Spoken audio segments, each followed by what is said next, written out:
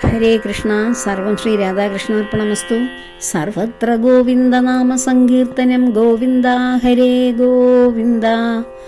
ശ്രീമദ് ഭാഗവതം തൃതീയ സ്കന്ധം 27-ാമത്തെ അധ്യായമാണ് നാം ഇന്ന് ചർച്ച ചെയ്യുന്നത്. നമ്മൾ കപില ഉപദേശം, ദേവഹൂതിയായ മാതാവിനോട് ശ്രീ കപില വാസുദേവൻ ജന്മമുക്തി നേടുവാനുള്ള, ജീവൻ മുക്തി നേടുവാനുള്ള ഉപദേശം നൽകുകയായിരുന്നു. കഴിഞ്ഞ ഭാഗങ്ങളിൽ 3 ഭാഗങ്ങളായി നമ്മളത് ചർച്ച ചെയ്തു. അതിന് ബാക്കി ഭാഗമാണിന്ന് വീണ്ടും ചർച്ചയ്ക്കെടുത്തിരിക്കുന്നത്. ഇതിൽ പ്രകൃതി പുരുഷ ബന്ധത്തെക്കുറിച്ചാണ് സാഖ്യശാസ്ത്രത്തിൽ പറയുന്നത്. പ്രകൃതിയാകുന്ന ഈ ശരീരം തീർത്തിരിക്കുന്ന 24 ഘടകങ്ങൾ, അതിൽ പുരുഷനാകുന്ന ആത്മാവ്, ഇവ തമ്മിലുള്ള ബന്ധം, പുരുഷനായ ആത്മാവും പ്രകൃതിയാകുന്ന ശരീരവും ത്തിൻ്റെയും വിവിധ ലക്ഷണങ്ങൾ, അതെങ്ങനെ ഈ പ്രകൃതിയിൽ, ഈ പ്രപഞ്ചത്തിൽ ഈ ജീവൻ എങ്ങനെ നിലനിൽക്കുന്നു, എന്നിങ്ങനെയുള്ള വിവിധമായിട്ടുള്ള കാര്യങ്ങളാണ് നമ്മൾ ചർച്ച ചെയ്തുകൊണ്ടിരുന്നത്. കപില ഭഗവാന്റെ ഉപദേശം തുടരുകയാണ്. അപ്പോൾ സത്വാദി ഗുണങ്ങളില്ലാത്ത, അതായത് സത്വരജസ് തമസ് എന്നീ 3 ഗുണങ്ങളില്ലാത്ത പുരുഷൻ ആകുന്ന ആത്മാവ് പ്രകൃതിയിൽ പ്രകാശിക്കുന്നുണ്ടെങ്കിലും പ്രകൃതിയുടെ ത്രിഗുണങ്ങളെയോ ആ ഗുണങ്ങളുടെ കാര്യങ്ങളായ പ്രപഞ്ച വസ്തുക്കളോടോ പുരുഷനാകുന്ന ആത്മാവ് ബന്ധപ്പെടുന്നില്ല. ഈ ഭാഗത്ത് പുരുഷന്റെ അസംഗതയാണ് നമ്മൾ ചർച്ച ചെയ്യുന്നത്. അതായത് പുരുഷനാകുന്ന ആത്മാവ്, അതായത് ആ ഓരോ ജീവനെയും പ്രവർത്തിപ്പിക്കുന്ന ബോധ ചൈതന്യം ഒന്നിലും സംഘപ്പെടാതെ, ത്രിഗുണങ്ങളിലോ പ്രകൃതിയിലോ പ്രപഞ്ച ഘടകങ്ങളിലോ ബന്ധപ്പെടാതെ താനായി തന്നെ നിന്ന് ഓരോ ശരീരത്തെയും പ്രവർത്തിപ്പിക്കുന്ന ഒരു ദീപമായി മാറുന്ന ആ കാഴ്ചയാണ് നമ്മൾ വിവരിക്കുന്നത്. സൂര്യൻ വെള്ളത്തിൽ പ്രതിഫലിക്കുന്നത് പോലെ ആത്മാവ് പ്രകൃതിയിൽ പ്രതിബിംബിക്കുക മാത്രമാണ് ചെയ്യുന്നത്. വെള്ളത്തിൻ്റെ ഇളക്കം സൂര്യനെ ബാധിക്കുകയില്ലല്ലോ. അതായത് വെള്ളത്തിൽ സൂര്യൻ്റെ പ്രതിബിംബം കാണുമ്പോൾ വെള്ളത്തിന് ഇളക്കം സംഭവിക്കുന്നുവെങ്കിലും സൂര്യൻ ഇളക്കം സംഭവിക്കുന്നില്ല. സൂര്യൻ്റെ പ്രതിബിംബത്തിനാണ് ഇളക്കം സംഭവിക്കുന്നത്. അതുപോലെ പ്രകൃതിയുടെ പ്രവർത്തനങ്ങളെ, അതായത് പ്രകൃതിയാകുന്ന ഈ ശരീരത്ത് ത്രിഗുണങ്ങളിലൂടെ നാം ചെയ്യുന്ന കർമ്മങ്ങളൊന്നും ഇതിൽ പ്രതിബിംബിക്കുന്ന ആത്മാവാകുന്ന ആ പ്രകാശത്തെ, ആ ദീപത്തെ ഒരിക്കലും ചലിപ്പിക്കുന്നില്ല.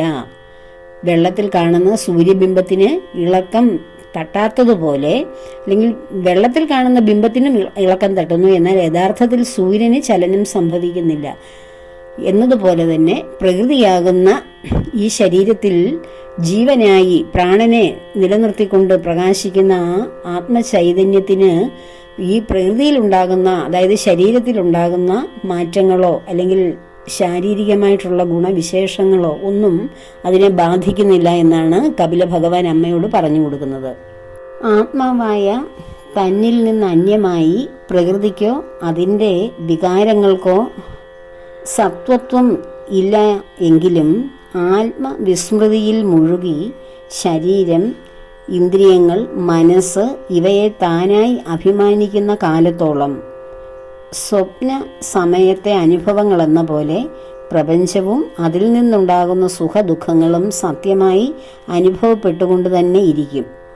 അപ്പോൾ ആത്മാവാണ് താനെന്ന, ആത്മാവിൽ നിന്ന് അന്യമായി പ്രകൃതിക്കോ അതിൽ ഉണ്ടാകുന്ന മാറ്റങ്ങൾക്കോ യാതൊരു സത്വസ്ഥിതിയുമില്ലെങ്കിലും ആത്മാവിനെ വിസ്മൃതിയിലാഴ്ത്തിക്കൊണ്ട് ഞാൻ ആത്മാവാണെന്നുള്ള ബോധത്തിൽ നിന്ന്, അല്ലെങ്കിൽ ആത്മാവ് എന്നിൽ പ്രവർത്തിക്കുന്നത് കൊണ്ടാണ് എനിക്ക് ഇന്ദ്രിയങ്ങളിലൂടെ അനുഭവങ്ങളെ കിട്ടുന്നത് എന്ന സത്യം വിസ്മൃതിയിലാക്കിക്കൊണ്ട്, മറന്നുകൊണ്ട് ഈ പ്രപഞ്ചത്തിലുണ്ടാകുന്ന സുഖദുഃഖങ്ങൾ എല്ലാം സത്യമായി അനുഭവിക്കുന്നത് നമ്മൾ സ്വപ്നങ്ങളൊക്കെ സത്യമായി തോന്നുന്ന ആ ഒരു അവസ്ഥ മാത്രമാണെന്നാണ് കപില ഭഗവാൻ അമ്മയോട് പറഞ്ഞു കൊടുക്കുന്നത്. അപ്പോൾ ഒരു സ്വപ്നം നടക്കുന്ന സമയത്ത് മാത്രം അത് സത്യമായി അനുഭവപ്പെടുന്നു. ഉണർന്നു കഴിയുമ്പോൾ അത് സ്വപ്നമായിരുന്നു എന്ന് തിരിച്ചറിവുണ്ടാകുന്നു.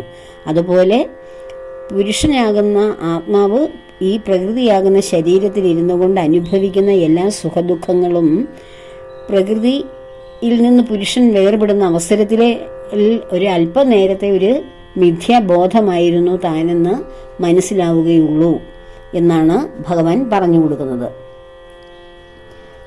ചിത്തത്തിലാണ് അഹങ്കാരം, ബുദ്ധി, മനസ്സ്, ജ്ഞാനേന്ദ്രിയങ്ങൾ, കർമ്മേന്ദ്രിയങ്ങൾ, ശബ്ദാദി വിഷയങ്ങൾ, പഞ്ചഭൂതങ്ങൾ എന്നീ 23 തത്വങ്ങളും വികസിച്ച് നിൽക്കുന്നത് ചിത്തത്തിലാണ്. ചിത്തം ഉൾപ്പെടുന്ന 24 ഘടകങ്ങൾ, ആ 23 ഘടകങ്ങളും ചിത്തത്തിലാണ് പ്രകാശിക്കുന്നത്.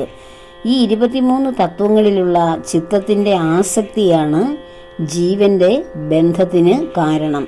അപ്പോൾ ജീവൻ ഈ ശരീരവുമായും ഭൂമിയുമായൊക്കെ ബന്ധപ്പെടുന്നത് ചിത്തത്തിലുള്ള വ്യത്യസ്തമായിട്ട് നാം ഇന്ദ്രിയങ്ങളിലൂടെ നേടിയെടുക്കുന്ന ആ ആസക്തി കൊണ്ടാണ് ചിത്തം ആത്മാവുമായി ബന്ധപ്പെട്ടിരിക്കുന്നത്. 23 തത്വങ്ങളും ചിത്തത്തിലടങ്ങി ചിത്തം ആത്മാവിൽ ലയിച്ചൊന്നായി തീരലാണ് മോക്ഷം. അതിനാൽ ബഹിർമുഖമായ ചിത്തത്തെ, പല ഭാഗങ്ങളിലേക്ക് തിരിയുന്ന ചിത്തത്തെ സാവധാനത്തിൽ അന്തർമുഖമാക്കി തീർത്ത് ആത്മാവിൽ അടക്കുവാൻ എപ്പോഴും പരിശ്രമിച്ചു കൊണ്ടിരിക്കണം. ഇതിനു വേണ്ടിയിട്ട് തീവ്രമായ ഭക്തിയോഗം വേണം, ഉറച്ച വൈരാഗ്യം വേണം. ഇങ്ങനെയൊക്കെയുള്ള സംഗതികൾ നമ്മുടെ ജീവിതത്തിൽ പ്രാവർത്തികമാകുമ്പോഴേ ഈ 23 ഘടകങ്ങൾ അടങ്ങുന്ന ചിത്തം, കർമ്മേന്ദ്രിയങ്ങൾ, ജ്ഞാനേന്ദ്രിയങ്ങൾ, പഞ്ചതന്മാത്രകൾ, പഞ്ചഭൂതങ്ങൾ, ബുദ്ധി ഇവയെല്ലാം ഉറച്ച് ആ ചിത്തത്തിലടങ്ങി ചിത്തം ആത്മാവിൽ ലയിക്കുമ്പോഴാണ്, ആത്മാവിൽ സ്ഥായിയായി ഉറയ്ക്കുമ്പോഴാണ് നമുക്ക് പൂർണ്ണമായ മോക്ഷം ലഭിക്കുന്നത്. യമം, നിയമം, ആസനം, പ്രാണായാമം, പ്രത്യാഹാരം, ധാരണ, ധ്യാനം, സമാധി എന്നീ യോഗമാർഗങ്ങളെ ശ്രദ്ധയോടെ അനുഷ്ഠിക്കണം. ഭഗവാൻ അമ്മയ്ക്ക് പറഞ്ഞു കൊടുക്കുകയാണ്, യമനിയമാദികളെ ശ്രദ്ധയോടെ അനുഷ്ഠിക്കണം. ഭഗവാനിൽ ഭക്തി വളർത്തുക വേണം. എപ്പോഴും സത്യം മാത്രം പറയണം. ഭഗവത് കഥകൾ കേൾക്കണം. എല്ലാ ജീവജാലങ്ങളെയും ആത്മസ്വരൂപേണ കാണണം. എല്ലാ ജീവജാലങ്ങളും അതിൻ്റെ സ്ഥൂല രൂപത്തിൽ വ്യത്യസ്ത ജീവജാലങ്ങളായി കാണാതെ അതിനുള്ളിലെല്ലാം ആത്മസ്വരൂപേണ അന്തര്യാമിയായി പ്രവർത്തിക്കുന്ന ഏക ചൈതന്യമാണ് എന്ന ബോധത്തിൽ എല്ലാറ്റിനെയും കാണണം. ആരിലും വൈര്യമില്ലാതെ, ആരിലും ഒരു വിദ്വേഷവുമില്ലാതെ ഇരിക്കുക. ഒന്നിനോടും ബന്ധപ്പെടാതെ ഇരിക്കുക എന്ന് വെച്ചാൽ എല്ലാറ്റിലും ബന്ധമുണ്ടെങ്കിലും ഒന്നിലും പറ്റാതെ ഇരിക്കുക, പറ്റിച്ചേരാതെ ഇരിക്കുക. ബ്രഹ്മചര്യം പാലിക്കുക, അതൊരു വലിയ സവിശേഷമായ ഗുണം തന്നെയാണ്. ബ്രഹ്മചര്യം പാലിക്കുക, മൗനം ആചരിക്കുക. അതാണ് യോഗീശ്വരന്മാർ മൗനികളായി നിലകൊള്ളുന്നത്. വർണ്ണാശ്രമധർമ്മങ്ങളെ തെറ്റുകൂടാതെ അനുഷ്ഠിക്കണം. യാദൃച്ഛികമായി കിട്ടുന്നത് കൊണ്ട് സന്തോഷിക്കണം. യദൃശ്യയാൽ കിട്ടുന്നത് കൊണ്ട് സന്തോഷിക്കുക. മിതമായ രീതിയിൽ മാത്രം ആഹാരം ഭക്ഷിക്കുക. എപ്പോഴും മനനം ചെയ്തുകൊണ്ടിരിക്കുക. എന്താണ് മനനം ചെയ്യേണ്ടത്? നാം ചുറ്റുപാടും കാണുന്ന കാര്യങ്ങളും ടി വിയിൽ കാണുന്ന സീരിയലുകളും നമ്മൾ ബന്ധുക്കളും മിത്രങ്ങളും സുഹൃത്തുക്കളുമായി സംസാരിച്ച കാര്യങ്ങളും ഇതൊന്നും അല്ല മനനം ചെയ്യേണ്ടത്. നമ്മൾ ഭഗവാനെ കുറിച്ച് കേട്ട കഥകൾ, ഭഗവാനെ കുറിച്ച് അറിയുന്ന അനുഭവങ്ങൾ, അറിവുകൾ, മന്ത്രങ്ങൾ, ഇങ്ങനെയൊക്കെയുള്ള സ്തോത്രങ്ങൾ ഇവയെല്ലാം മനനം ചെയ്തുകൊണ്ടിരിക്കുക. ഏകാന്തത്തിൽ താമസിക്കുക. ബഹളങ്ങളുടെ ഇടയിൽ പോകാതെ, ആൾക്കൂട്ടങ്ങളിൽ ചെന്നുപെടാതെ ഏകാന്തത്തിൽ താമസിക്കുക. മനസ്സിനെ ശാന്തമാക്കി വയ്ക്കുക. എല്ലാവർക്കും ഹിതത്തെ ചിന്തിക്കുക. ലോകം മുഴുവൻ സുഖം സംഭവിക്കണം എന്ന് ചിന്തിക്കുക. എല്ലാവരിലും കാരുണ്യം വളർത്തുക. ഇന്ദ്രിയങ്ങൾക്ക് അടിമപ്പെടാതെ ധൈര്യത്തോടുകൂടി ഇരിക്കുക. ശരീര അഭിമാനത്തെ അകറ്റുക. പ്രകൃതിയുടെ വികാരങ്ങളായ ശരീരാദികളെയും അന്തര്യാമി സ്വരൂപേണ വിളങ്ങുന്ന പരമാത്മാവിനെയും വേർതിരിച്ച് അറിയലാകുന്ന ജ്ഞാനത്തെ വളർത്തണം. ഈ വക അനുഷ്ഠാനങ്ങളെ കൊണ്ട് ഭക്തിയും വൈരാഗ്യവും വളർന്നു വരും. അപ്പോൾ ചിത്തവൃത്തികളാകുന്ന ജാഗ്രത്, സ്വപ്ന, സുഷുപ്തികൾ ചിത്തത്തിലും, അപ്പോൾ ചിത്തത്തിൻ്റെ വൃത്തികളാണ് ജാഗ്രതാവസ്ഥ, സ്വപ്നാവസ്ഥ, സുഷുപ്തി അവസ്ഥ. ഇവ മൂന്നും ചിത്തത്തിൽ ലയിക്കും. ചിത്തം ആത്മാവിൽ അടങ്ങും. അങ്ങനെ ആത്മാനുഭൂതിയിൽ തന്നിൽ നിന്ന് അന്യമായി ഒന്നിനെയും നമുക്ക് കാണാൻ കഴിയില്ല. ആ ആത്മാനുഭൂതി ലഭിച്ചാൽ ചിത്തം വികസിക്കുമ്പോൾ ജീവനായും ചിത്തം അടങ്ങുമ്പോൾ ആത്മാവായും വിളങ്ങുന്ന ചൈതന്യമാണ് താൻ എന്ന ബോധ്യം സ്വയം ഉണ്ടാകും. അതായത് ചിത്തം വികസിക്കുമ്പോൾ മനസ്സിൽ പല പല മാറ്റങ്ങൾ, വികാരങ്ങൾക്ക് അടിമപ്പെടുമ്പോൾ, അതായത് നിശ്ചലമായ ജലത്തിൽ ഓളങ്ങൾ ഉണ്ടാകുന്നത് പോലെ നമ്മുടെ ചിത്തത്തിൽ ധാരാളം ചിന്തകൾ ഇന്ദ്രിയങ്ങളിലൂടെ കടന്നു വരുന്നു. അങ്ങനെ കടന്നു വരുമ്പോഴാണ് ചിത്തം വികസിക്കുന്നത്. വികസിക്കുമ്പോൾ അത് ജീവന്റെ പ്രവർത്തനമായിട്ട് മാറുന്നു. എന്നാൽ ചിത്തം അടങ്ങുമ്പോൾ, മനസ്സടങ്ങുമ്പോൾ അത് ആത്മാവായും മാറുന്നു. സൂര്യപ്രകാശത്തിൽ പ്രകാശിക്കുന്ന കണ്ണിന്, അതായത് നമ്മുടെ കണ്ണ് സൂര്യപ്രകാശത്തിൽ പ്രകാശിക്കുന്നു. ആ കണ്ണിന് സൂര്യനെ കാണാൻ കഴിയുന്നത് പോലെ ആത്മസാന്നിധ്യത്തിൽ പ്രവർത്തിക്കുന്ന ചിത്തം ജാഗ്രതാദി അവസ്ഥകളെ വിട്ട് അന്തർമുഖമായി തീരുമ്പോൾ ആത്മതത്വത്തെ അറിയുവാൻ കഴിയും. ഇതൊക്കെ കേട്ടപ്പോൾ ദേവഹൂതി ഒരു സംശയം ചോദിക്കുകയാണ്. പ്രകൃതി ആത്മാവായ പുരുഷനെ ഒരിക്കലും വിട്ടുമാറുന്നില്ലല്ലോ. അതായത് ഈ പ്രകൃതിയാകുന്ന ശരീരം, അതിൻ്റെ 24 ഘടകങ്ങളും ഏകീകരിച്ച് പ്രവർത്തിക്കണമെങ്കിൽ ആത്മാവാകുന്ന പുരുഷൻ വേണമല്ലോ. അപ്പോൾ അതിനെ ഒരിക്കലും വിട്ടുമാറുന്നില്ലല്ലോ. പ്രകൃതി പുരുഷനെ ആശ്രയിച്ചാണ് പ്രവർത്തിക്കുന്നത്. പുരുഷൻ പ്രകൃതിയിൽ കൂടിയാണ് പ്രകടമായി തീരുന്നത്. അപ്പോൾ പുരുഷന് കർമ്മങ്ങൾ ചെയ്യുവാൻ ശരീരം വേണം. ആ ശരീരം ചെയ്യുന്ന കർമ്മങ്ങളിലൂടെ, കർമ്മവാസനകളിലൂടെ വീണ്ടും വീണ്ടും ജനിമൃതി ചക്രങ്ങളിൽ ചെന്ന് പെടുന്നു. അതെല്ലാം പുരുഷനാണ് ചെയ്യിക്കുന്നത്. അപ്പോൾ ആ പുരുഷന് പ്രകടമാകുവാൻ ഒരു പ്രകൃതി വേണം. അതുപോലെ തന്നെ പ്രകൃതിക്ക് തനിച്ചൊട്ട് നിലനിൽപ്പുമില്ല. പ്രകൃതി പുരുഷനെ ആശ്രയിച്ചാണ് പ്രവർത്തിക്കുന്നത്. പുരുഷൻ പ്രകൃതിയിൽ കൂടിയാണ് പ്രകടമായി തീരുന്നതും. ഭൂമിയെ വിട്ട് ഗന്ധത്തിനോ ജലത്തിനെ വിട്ട് രസത്തിനോ നിലനിൽപ്പുണ്ടോ? ഇല്ലല്ലോ. അതുപോലെ പ്രകൃതിയും പുരുഷനും പരസ്പരം ആശ്രയിച്ചാണ് നിൽക്കുന്നത്. അവയ്ക്ക് ഒരിക്കലും ഒറ്റയ്ക്ക് നിലനിൽപ്പില്ല. പ്രകൃതിയുടെ 24 ഘടകങ്ങൾ കൂടിച്ചേർന്നാൽ അതൊരു ജീവാത്മാവായി കർമ്മം ശേഷിയുള്ള ഒരു ജീവനായി മാറുകയില്ല. അതിന് പുരുഷൻ വേണം. പക്ഷേ ഈ 24 ഘടകങ്ങൾ ചേരുന്ന പ്രകൃതി ഉണ്ടെങ്കിലേ പുരുഷൻ അതിൽ പ്രവർത്തിക്കുവാനും കഴിയുകയുള്ളൂ. കർമ്മമില്ലാത്ത പുരുഷന് പ്രകൃതിയോടുള്ള ചേർച്ച കൊണ്ടാണല്ലോ കർമ്മബന്ധം ഉണ്ടാകുന്നത്. പ്രകൃതിയും പുരുഷനും നാശമില്ലാത്തവരുമാണ്.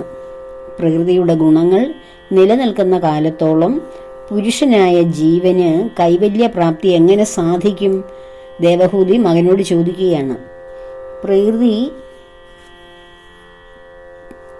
പ്രകൃതിയാകുന്ന ജീവന് കൈവല്യപ്രാപ്തി എങ്ങനെ സാധിക്കും? അതായത് പ്രകൃതിയുടെ ഗുണങ്ങൾ നിലനിൽക്കുന്നിടത്തോളം കാലം, പ്രകൃതിക്ക് അതിൻ്റെതായ ത്രിഗുണ വിശേഷങ്ങളുണ്ട്, അത് നിലനിൽക്കുന്നിടത്തോളം കാലം പുരുഷനായ ജീവന്, അതിലിരിക്കുന്ന ആത്മസ്വരൂപന് എങ്ങനെ കൈവല്യപ്രാപ്തി നേടും? ഈ ത്രിഗുണങ്ങളിലൂടെ കർമ്മങ്ങൾ വീണ്ടും വീണ്ടും അതിൻ്റെ വിത്തുകൾ വീണ് അത് ഇങ്ങനെ ഗർഭമായി അത് വീണ്ടും നമ്മുടെ കർമ്മങ്ങളിലൂടെ പുതിയ പുതിയ വിത്തുകൾ വീഴുകയല്ലേ. ഓരോ കർമ്മവും അതിൻ്റെ വീണ്ടും ഒരു കർമ്മം ചെയ്യുമ്പോൾ തന്നെ അതിന് ധാരാളം ഫലങ്ങൾ ഉണ്ടാകുന്നു. ആ ഫലത്തിൽ നിന്ന് വീണ്ടും, ആ വിത്തിൽ നിന്ന് വീണ്ടും ചെടികൾ മുളയ്ക്കുന്നു. അതുപോലെ ഇപ്പോൾ കോഴിയിൽ നിന്ന് മുട്ടയുണ്ടാകുന്നു, മുട്ടയിൽ നിന്ന് കോഴി ഉണ്ടാകുന്നു. അതുപോലെ നമ്മുടെ കർമ്മങ്ങളുടെ വിത്തുകൾ വീണ്ടും നമ്മളിൽ തന്നെ വന്ന് ഭവിക്കുന്നു. ആ വിത്തുകൾ മുളച്ച് വലുതാകുന്നു. വീണ്ടും വീണ്ടും അതിൻ്റെ ഫലം കൊയ്യുവാൻ വേണ്ടി ശരീരം എടുക്കുന്നു. അപ്പോൾ അങ്ങനെ വന്നാൽ എങ്ങനെയാണ് ആത്മാവിന് മുക്തി, കൈവല്യപ്രാപ്തി സാധിക്കുന്നത് എന്നൊരു സംശയം ദേവഹൂതിക്ക് ഉണ്ടായി. അത് നമ്മൾ ഓരോരുത്തരും അതിനെക്കുറിച്ച് ചിന്തിക്കുമ്പോൾ നമുക്കും ഉണ്ടാകുന്ന സംശയമാണത്. പ്രകൃതിക്കതീതനും സാക്ഷിയുമായ ആത്മാവാണ് താനെന്ന് തത്വവിചാരം ചെയ്ത് ബോധിക്കുവാൻ സാധിക്കുമെങ്കിലും അങ്ങനെ ബോധിക്കുന്ന ബുദ്ധിയും പ്രകൃതിയുടെ വികാരമാണ്. ആ ബുദ്ധിയും പ്രകൃതിയുടെ ഭാഗമല്ലേ?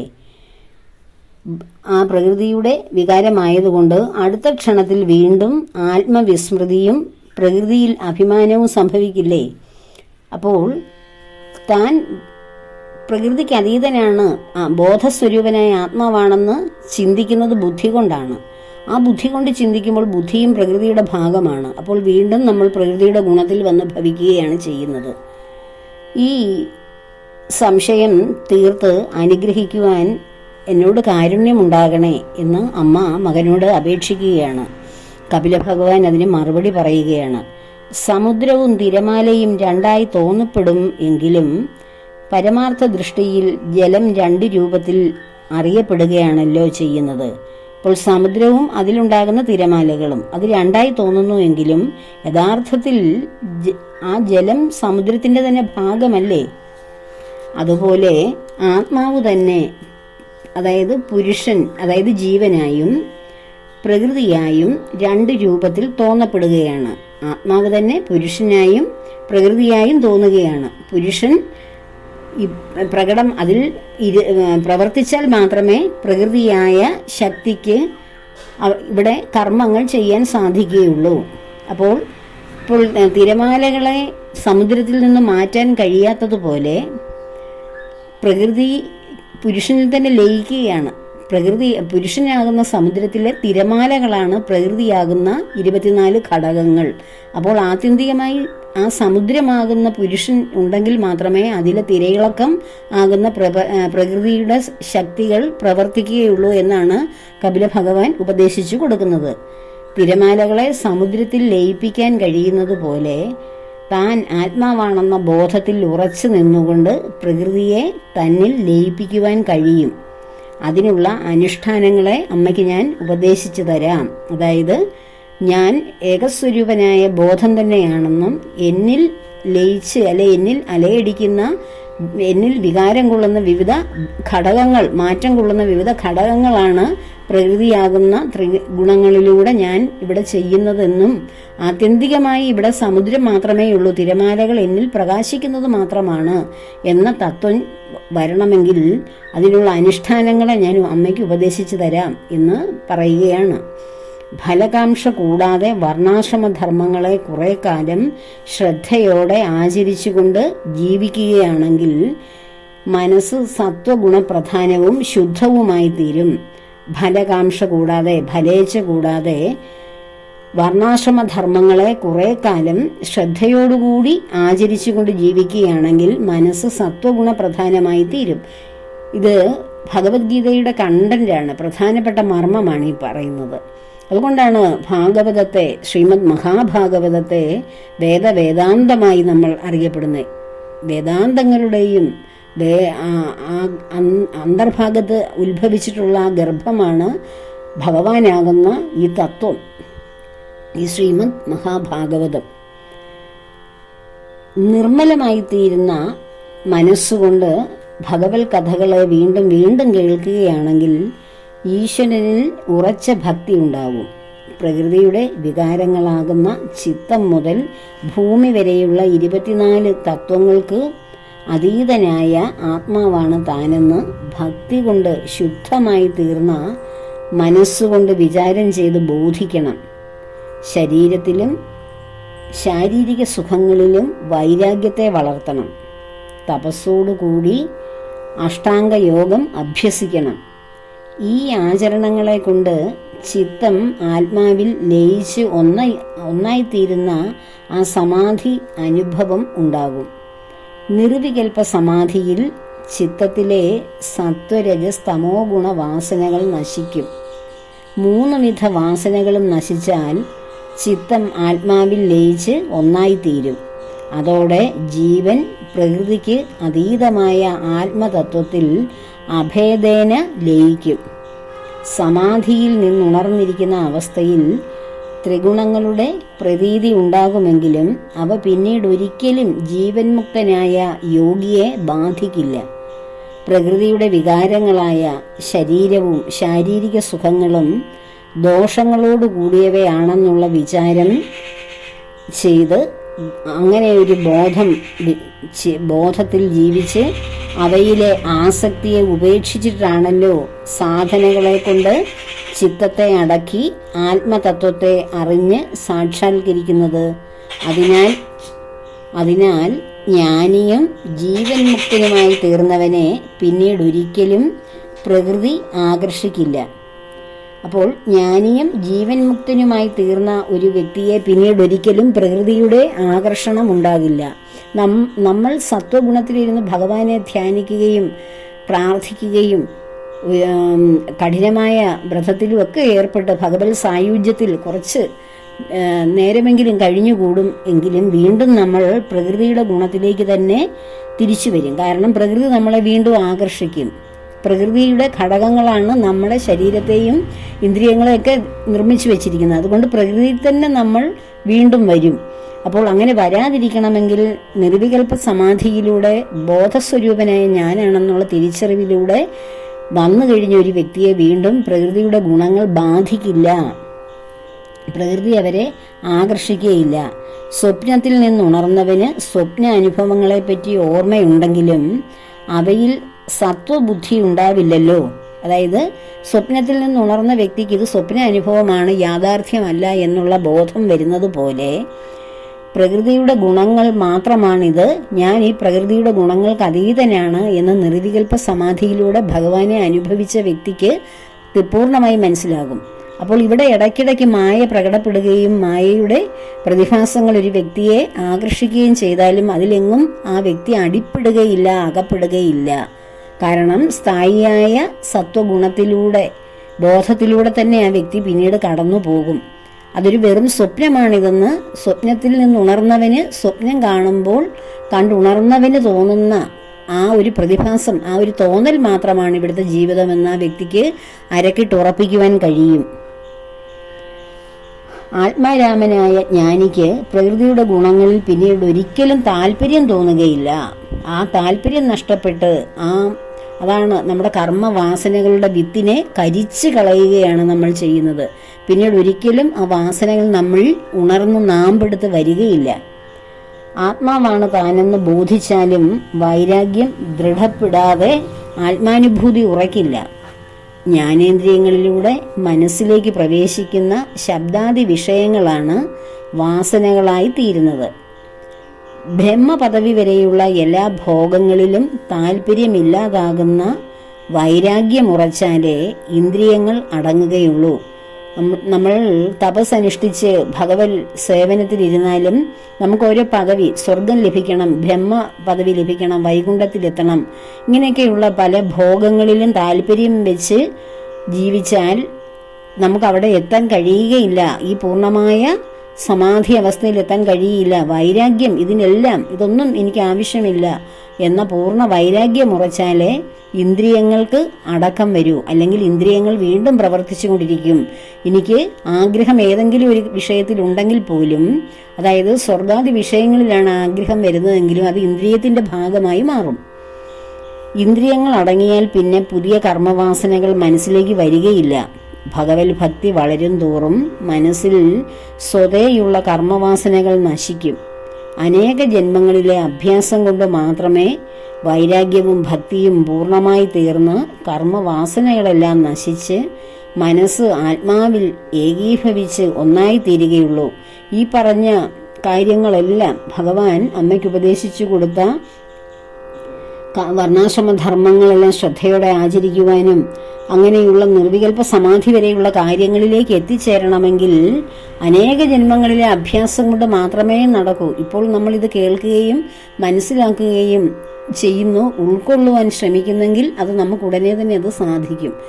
അത് ആ ഒരു ഉൾക്കൊള്ളലിന് അധിക കാലമൊന്നും വേണ്ട, ജന്മജന്മാന്തരങ്ങളൊന്നും എടുക്കേണ്ടി പോലും വരികയില്ല. ഇതിൻ്റെ ഈ ശ്രവണത്തിൽ തന്നെ ഇത് പലരുടെയും മനസ്സിലേക്ക് അത് പതിയുക തന്നെ ചെയ്യും. അതാണ് വേദാന്തം പഠനത്തിൻ്റെ അല്ലെങ്കിൽ വേദാന്തങ്ങൾ കേൾക്കുമ്പോൾ മനസ്സ് പിടിച്ചെടുക്കുകയാണ് ചെയ്യുന്നത്. കാരണം ആ കേൾക്കുന്നത് ഭഗവാനാണ് നമ്മുടെ ഉള്ളിലിരുന്ന് കേൾക്കുന്നതെങ്കിൽ, ഇപ്പോൾ പറയുന്നത് ഭഗവാൻ, കേൾക്കുന്നതും ഭഗവാനാണെങ്കിൽ അത് നമ്മിൽ പെട്ടെന്ന് സ്വാംശീകരിക്കും. അതല്ല പറയുന്നത് ഭഗവാനും കേൾക്കുന്നത് ബുദ്ധി കൊണ്ടാണെങ്കിൽ നമ്മുടെ മനസ്സിൽ അത് ഉറയ്ക്കുകയില്ല. അത് കേട്ടിട്ട് ബുദ്ധിക്ക് വിട്ടുകൊടുക്കുകയും പ്രകൃതിയിലേക്ക് തന്നെ അത് വീണ്ടും, അതായത് നമ്മുടെ ശാരീരികമായ കർമ്മങ്ങളിലേക്ക് വീണ്ടും അത് വ്യാപരിക്കുകയും ചെയ്ത് അത് യുക്തിക്ക് നിരക്കാത്തതായി നാം തള്ളിക്കളയും. അപ്പോൾ നമ്മിലിരിക്കുന്ന ബോധസ്വരൂപനായ ഈശ്വരനാണ് ഇത് കേൾക്കുന്നതെങ്കിൽ നമ്മുടെ ഉള്ളിലത് അവിടെ ഉറച്ചു കിട്ടും. ഇപ്രകാരം പ്രകൃതിയുടെ ഗുണങ്ങളിൽ നിന്നുള്ള മുക്തനായ ജീവന് വാസനകൾ മുഴുവൻ നശിച്ചതിനാൽ പിന്നെ പുനർജന്മം ഉണ്ടാവില്ല. അദ്ദേഹം ശരീരനാശത്തിൽ പരമാത്മതത്വത്തിൽ ലയിച്ച് ഒന്നായിത്തീരും. മനസ്സിനെ ആത്മാവിൽ അടക്കുവാൻ ശ്രമിക്കുന്ന യോഗിക്ക് തടസ്സങ്ങളാണ് അണിമ, മഹിമ, ലഘിമ, ഗരിമ മുതലായ യോഗസിദ്ധികൾ. അപ്പോൾ യോഗികൾ മനസ്സിനെ ആത്മാവിൽ അടക്കാൻ ശ്രമിക്കുമ്പോൾ യോഗികൾക്ക് ചില അഷ്ടസിദ്ധികളൊക്കെ ലഭിക്കും. ആ യോഗസിദ്ധികൾ പോലും ആത്മാവിൽ അടക്കുവാൻ ശ്രമിക്കുന്ന മനസ്സിന് അതീതമാണെന്ന്. അപ്പോൾ ഈ അഷ്ടസിദ്ധികൾ ലഭിക്കുന്ന യോഗികൾ പിന്നീടും കഠിനമായി പരിശ്രമിച്ചാൽ മാത്രമേ ഈ സിദ്ധികളും ഉപേക്ഷിച്ച് പരമാത്മാവിൽ പൂർണ്ണമായി ലയിക്കുവാൻ കഴിയൂ. അപ്പോൾ ഈ സിദ്ധികളിൽ പോലും താല്പര്യമില്ലാതെയായി തീരണം യോഗികൾക്ക്. എന്നാൽ മാത്രമേ മനസ്സ് ആത്മസ്വരൂപത്തിൽ ലയിച്ചൊന്നായി തീർന്ന് ജന്മമൃത്യുക്കൾക്ക് ഹേതുവായ സംസാരത്തിൽ നിന്ന് ശാശ്വതമായി രക്ഷപ്പെടാൻ കഴിയുകയുള്ളൂ. അപ്പോൾ ഭഗവാൻ വളരെ വിശദമായി അമ്മയ്ക്ക് പറഞ്ഞു കൊടുക്കുകയാണ്. അനേക ജന്മത്തെ അഭ്യാസം ഈ ഈശ്വര ചിന്തകളിലേക്ക്, ഭഗവാന്റെ സ്മൃതികളിലേക്ക് വരാൻ തുടങ്ങുമ്പോൾ തന്നെ ആ വലിയ ലക്ഷ്യത്തിലേക്കുള്ള പാതയിലേക്ക് വന്ന് ഭവിച്ചു എന്ന് കരുതണം. അവിടെ നിന്ന് തുടങ്ങുന്ന യാത്ര ജന്മാന്തരങ്ങളിലൂടെ കടന്നുപോയാണ് നമ്മൾ അവസാനം ഈ പരമമായ പദത്തിലേക്ക് എത്തുന്നത്. അതിന് വലിയൊരു ശ്രമത്തിന്റെ തുടക്കമാണിത്. ഭഗവാൻ അമ്മയ്ക്ക് പറഞ്ഞു കൊടുക്കുന്നതാണിതെല്ലാം. ഇതുപോലെ അനുഷ്ഠിച്ച ദേവഹൂതി പരമമായ കൈവല്യപ്രാപ്തി കൈവരിക്കുക തന്നെ ചെയ്തു. അപ്പോൾ ഇതൊക്കെ മനസ്സിലാക്കി ഈ കപില ഉപദേശം മനസ്സിലാക്കുന്നത് നമ്മെപ്പോലെയുള്ള സാധാരണ ഭക്തർ എങ്ങനെയാണ് കൈവല്യ പദത്തിലേക്ക് എത്തുവാൻ ആരംഭിക്കേണ്ടത് എന്ന തത്വം ലോകർക്ക് വിശദീകരിക്കുവാനാണ് ഭഗവാൻ കപില വാസുദേവനായി കർദമ പ്രജാപതിയുടെയും ദേവഹൂതിയുടെയും മകനായി ജനിച്ചത് തന്നെ. അപ്പോൾ ഇങ്ങനെയൊക്കെയുള്ള ചിന്തകളിലൂടെ, ഇതിനു വേണ്ടിയിട്ടുള്ള പ്രാരംഭ നടപടികളിലൂടെ നമ്മുടെ മനസ്സിനെ നിയന്ത്രിച്ച് ഇന്ദ്രിയങ്ങളെ ഒക്കെ നിലയ്ക്ക് നിർത്തി നമ്മുടെ ജീവിതത്തെ നിയന്ത്രണാതീതമായി കൊണ്ടുപോകാൻ കഴിഞ്ഞാൽ ഈ പറഞ്ഞ അവസ്ഥയിലേക്ക് നമുക്ക് ഓരോരുത്തർക്കും ഉയരുവാനും കഴിയും. അതിനുവേണ്ടി ഭഗവാനും ദേവിയും അനുഗ്രഹിക്കട്ടെ. പ്രകൃതിയുടെ പിടിയിൽ നിന്ന് രക്ഷപ്പെടാൻ പ്രകൃതീശ്വരിയായ ദേവി തന്നെയാണ് നമ്മെ സഹായിക്കുന്നത്. എല്ലാവരെയും അതിന് സഹായിക്കട്ടെ എന്ന പ്രാർത്ഥനയോടുകൂടി എല്ലാ കർമ്മങ്ങളും ഭഗവാന്റെയും ദേവിയുടെയും പത്മപാദങ്ങളിൽ ചേർക്കുന്നു. ലോകാ സമസ്ത സുഖിനോ ഭവന്തു. സർവത്ര ഗോവിന്ദ നാമ സങ്കീർത്തനം. ഗോവിന്ദ ഹരേ ഗോവിന്ദ.